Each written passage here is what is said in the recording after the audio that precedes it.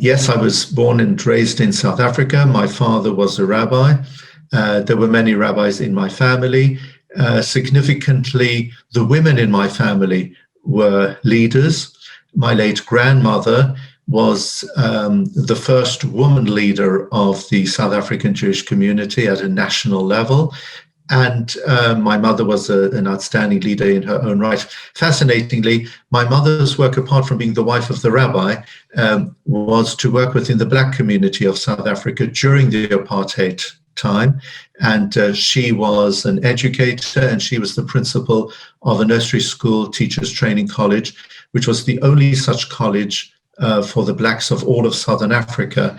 So therefore, growing up, I was fully immersed within the day-to-day lives of those suffering in South Africa during apartheid times.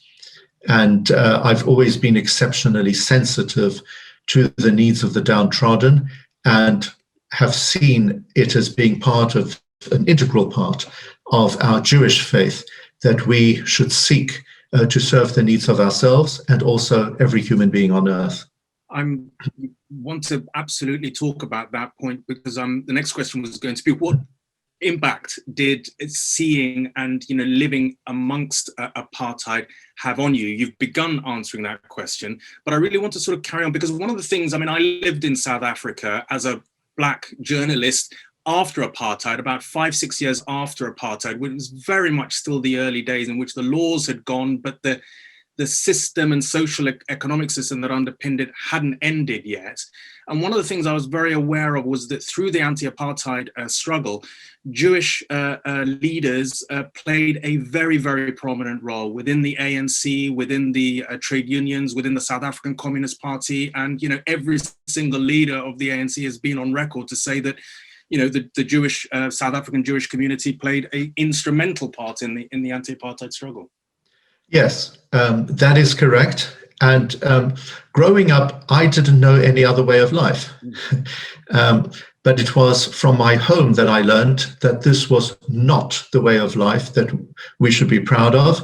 And my family was very much part of the anti-apartheid struggle. We were proud of the fact that Nelson Mandela had worked as an intern lawyer, which was Sadelsky and Eidelman. My grandmother was an Eidelman, and my great uncle was the man who employed Nelson Mandela at a time when white people would not have wanted a Black person to be on their payroll. And in fact, in his book, A Long Road to Freedom, Nelson Mandela paid tribute to that law firm for taking him on, and to the Jews of South Africa. And yes, there were some members of my family who were under house arrest at the time.